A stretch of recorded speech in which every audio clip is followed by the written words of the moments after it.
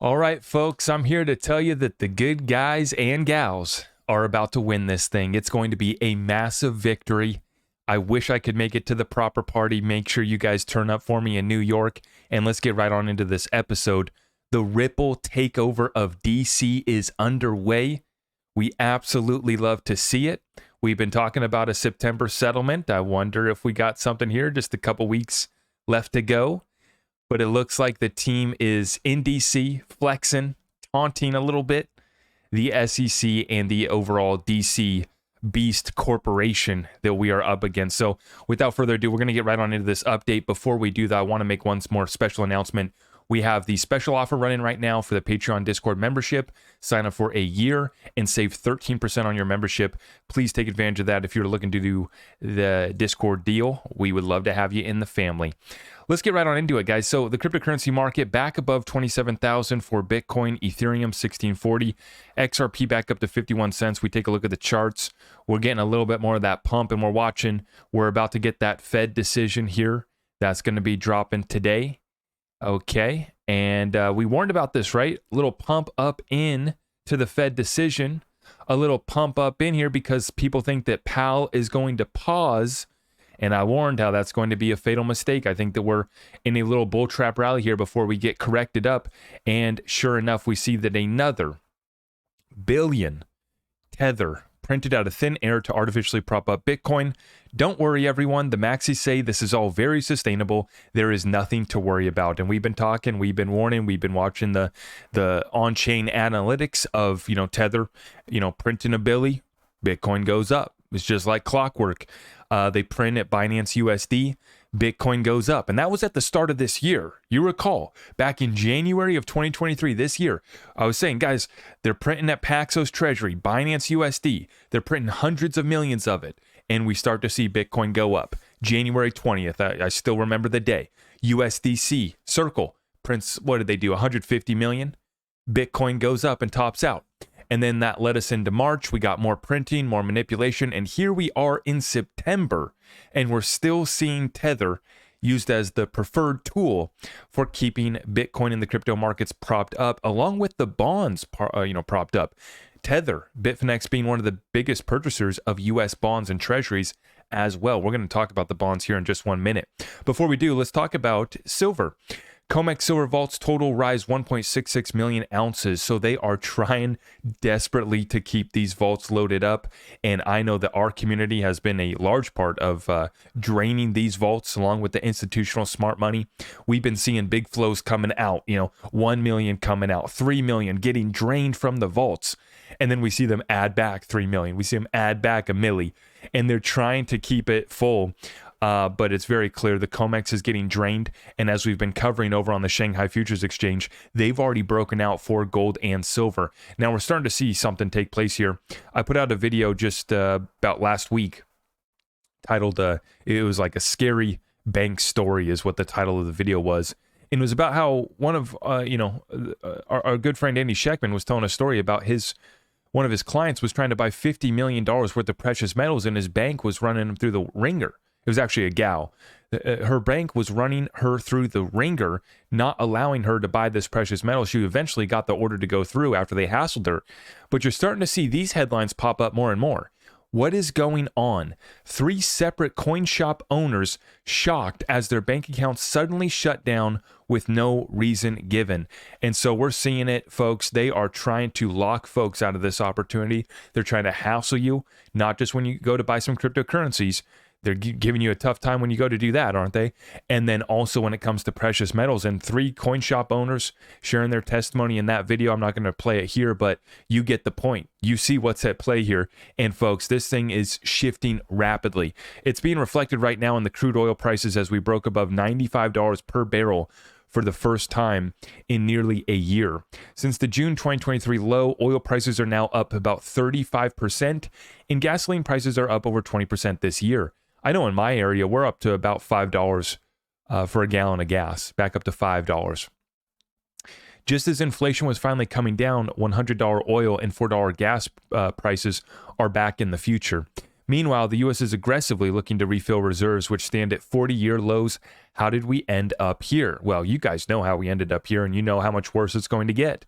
What we see right now is the breakout of the bond treasury yields. 10-year note yield rises as high as 4.37%, the highest since 2007. Now, the 10-year is what we base the mortgage rates off of as well. And we've seen the mortgage rates up to 7.5, about to break. In some offers, they're actually already above 8% on your mortgage payment. But the 10 years, what the basis is for that mortgage payment, mortgage interest, I should say. And so you're starting to see the yield on this 10-year go up to 4.37%, the highest since 2007. Rates continue to rise despite a Fed rate pause expected. And like I said, I don't think so. We're going to find out here shortly. Later today, that'll be announced, and we'll get to see whether the Fed pauses or whether they raise rates once again. But the U.S. is issuing record levels of Treasury bonds to fund deficit spending. There is so much supply that is driving bond prices lower and Treasury yields higher. Between this quarter and the next, $1.9 trillion in U.S. Treasury bonds will be issued. We are paying for deficit spending in many ways. Higher interest rates is one of them. So to fund the United States government and the deficit that we're running, right, we are selling off these treasuries. Okay? And this is why they've come back into demand. This is deemed to be risk-free reward. 4.3% risk-free from the United States government if you trust them. Ironically, excess government spending is costing citizens more than ever. Getting the deficit under control is the first step toward improving affordability. This should be our top priority alongside inflation. They have no chance, though. That's the problem. And we just peaked out, crossing over the $33 trillion mark. That's just on our federal debt. And inflation has not topped out. It actually just did a temporary pullback, right? Temporary dip. And it's about to be set free once again with oil prices going back up. And the Fed's going to have to raise rates a few more times to continue giving strength to the U.S. dollar and to continue pushing up these yields and funding our deficit spending. And what that's going to do to Main Street, you already know. It's the complete sacrifice and destruction of the American dream. Because we can't operate at these interest rates. We were operating at 0. We were operating at 2 to 4% mortgages. Now when you double that and you take us to 8% mortgages, and just like I'm going to share here with Peter Schiff, when you look at the bonds potentially going to 7%, he says the yield on the 10-year U.S. Treasury is 4.365%, the highest since November 27. Oil also rose above $92 today. These trends indicate that the inflation problem is getting worse. What happens if in a year there's a 7 handle on a 10-year Treasury and oil is at $150? That's Bidenomics, and that is how we got here. And that's why it's an absolute joke that they touting the strongest economy while we're just getting set up here and while we're about to get decimated. Can you imagine a 7 handle, a 7% reward for your 10-year U.S. Treasury? What is that going to do to our mortgage interest rates, right? We're going to be well above 10%. Can you imagine what that does to our real estate market? Now, let's move on into the crypto update. We have the SEC warning that more charges against crypto and DeFi exchanges are coming. They are coming for all of them. I saw today, Sam Bankman-Fried's parents, they were able to take in about $16 million or $18 million worth of lost customer funds and buy all sorts of properties and stuff with customer funds from FTX, right? And we've been talking, and I retweeted that, and I said that Sam Bankman-Fried's going to have to do a lot of snitching to save his butt. And as it's being talked about, I'm about to show you from John Deaton, the list that Steven Narioff, the Ethereum whistleblower, mentioned, right, had all of these top officials, these top crypto players on it. And the SEC has plenty of ammunition to come after a lot more people in this space. And I believe that Sam Bankman-Fried's been singing. I think that if they ever capture CZ Binance, uncovering that whole operation is going to be a big deal. Now, the SEC did just get a loss when the judge ruled that they didn't have enough to be, given the internal, information on Binance US. They got a temporary loss. But the fact of the matter is that they are lying. The audit's not sound. What's being produced is pretty pathetic. And that's just that Binance US, let alone the whole Binance operation. We've been talking about that one for a while. And all these guys are gonna scream. and sing along. You know, they're going to snitch out all of their buddies. And it was all one big game. This is what happened earlier this year when CZ, or last year, I should say, November of 2022, when CZ and the gang with Binance took out Sam Bankman-Fried. These guys are trading against each other like they're playing World of Warcraft, fighting each other. They think it's just a game. And they lost millions of customer funds and commingled billions of customer funds along the way. And so the SEC has plenty of more killing to do. They have a lot. Now, we're going to get into this one. Digital Asset Investor shared this.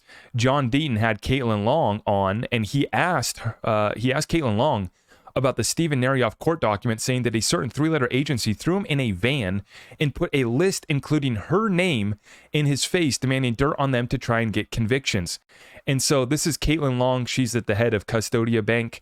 They've been trying to work with the Federal Reserve, and they're trying to create basically a crypto bank, and they've been getting ran through the ringer. And apparently she was on the blacklist of the three-letter agencies that were trying to get Steven Narioff to basically snitch on all these folks that were on this list.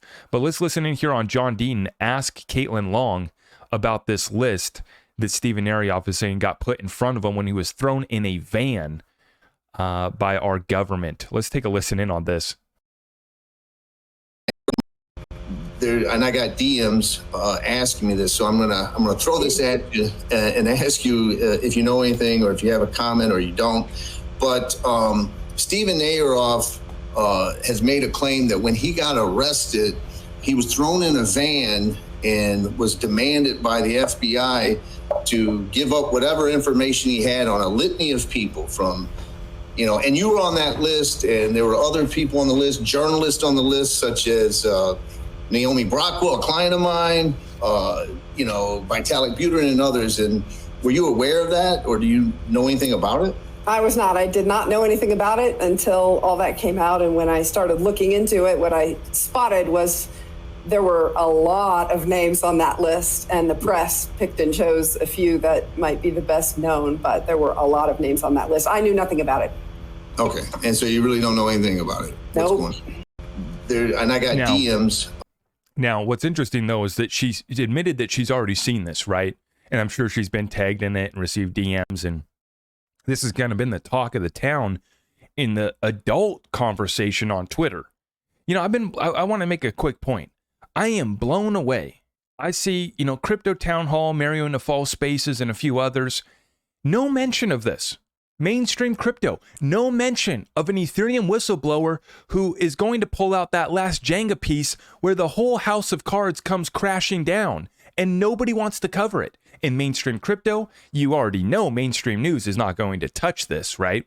It's an absolute joke. Is anybody going to take a stand? Is anybody going to step up? Maybe do what I did yesterday, right?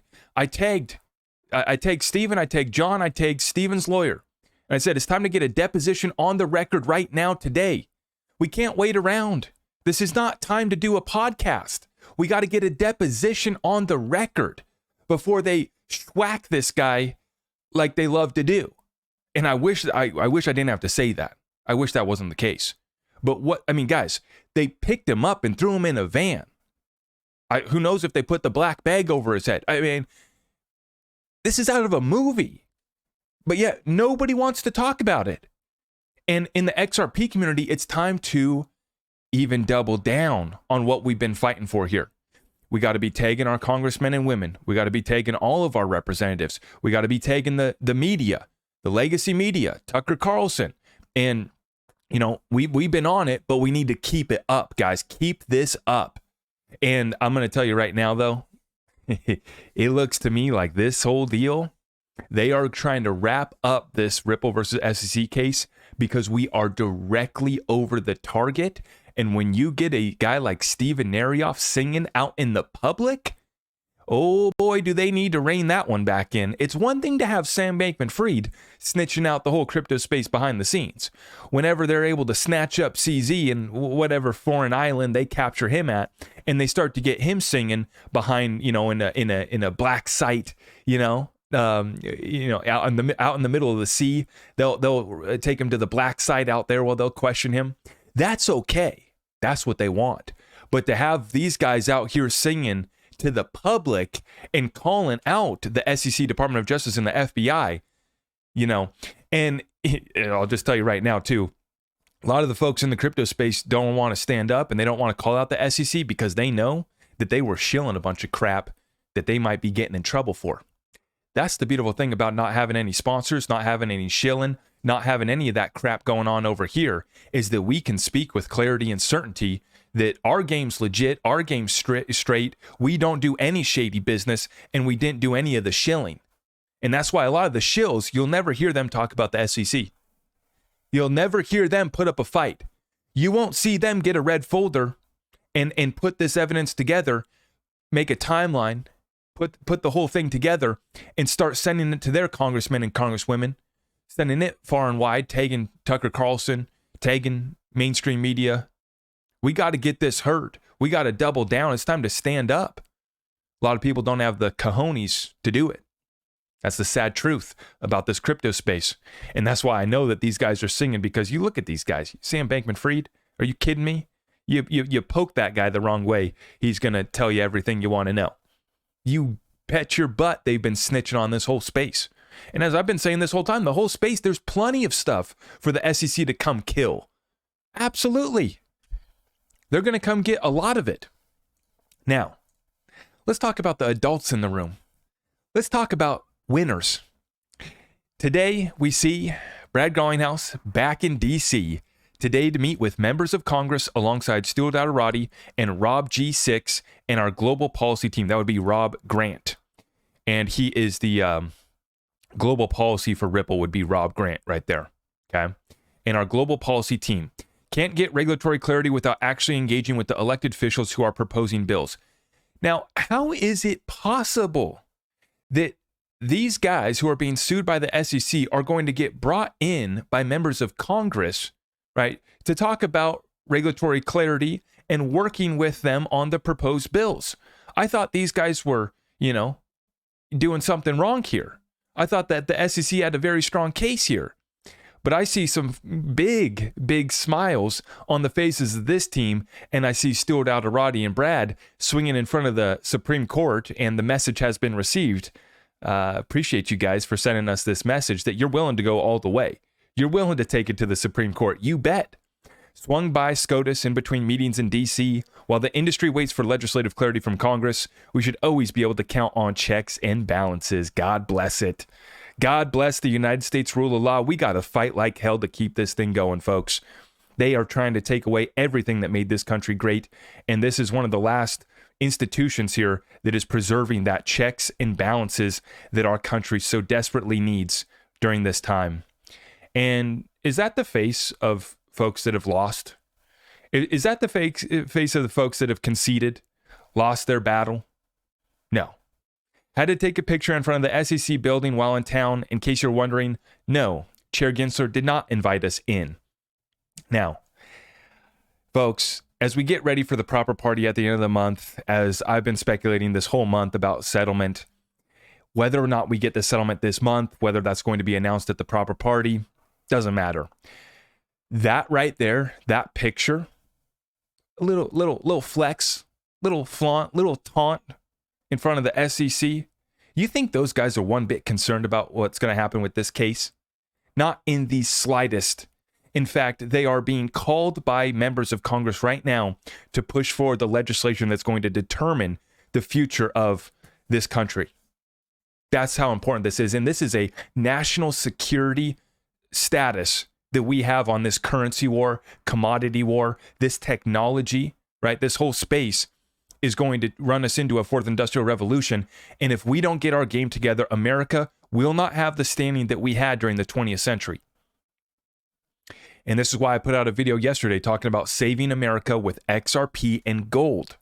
Okay? He who has the gold is going to make the rules. And I think that he who has XRP is going to run the new financial system as well, because I think that that's the digital reserve currency of the new financial system.